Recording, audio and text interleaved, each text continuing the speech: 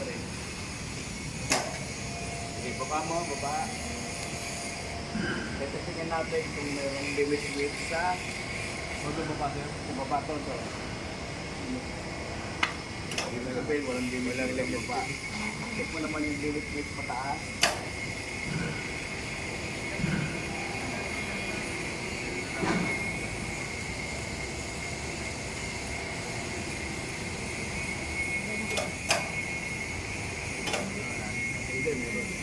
Ayaw na. Pero ano?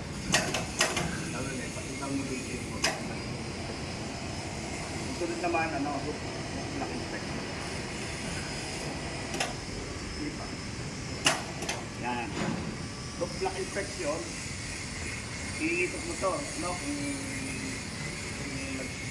free wheel. And then, this one, checkin mo yung machine. Okay, kung may abrasion. At this one check kung may ping or cut wire sa wire rope. Ngayon. Ano yung, may tanong ako, ano yung lane ng wire? Ano pagkakain ng wire? Lane. S. S o S.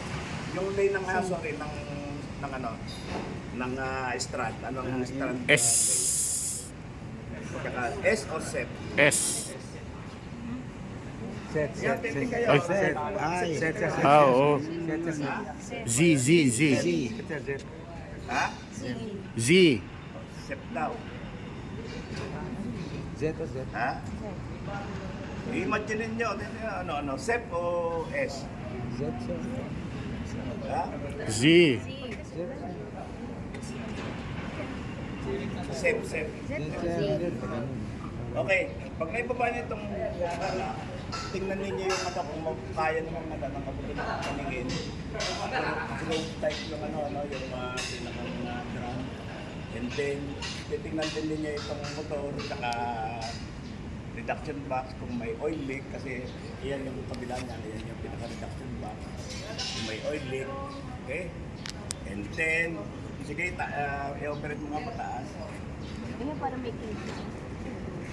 Saan dapat mo pa ito pinili? Oo.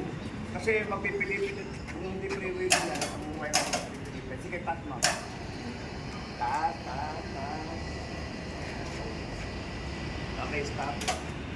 I-travel mo yung trolley.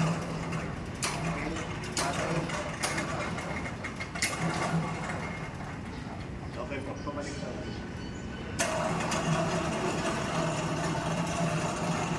dapat sa travel na pakikinggan ko.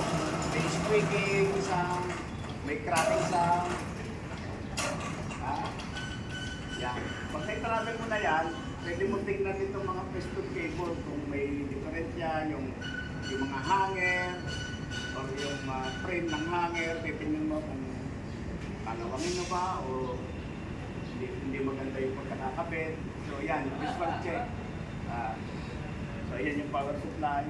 And then, titingnan din yung beam, kung ano ba yung beam. May nakalagay pa capacity, or sinong gumawa.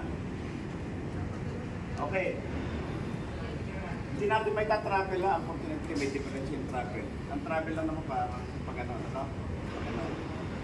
doon sa taas, kung gusto nyo pumanik, panik kayo, yun naman yung control panel ko sa taas. So, halimbawa, mag-check kayo, papanik kayo dyan. Okay. Yung iba mag-try mag-operate.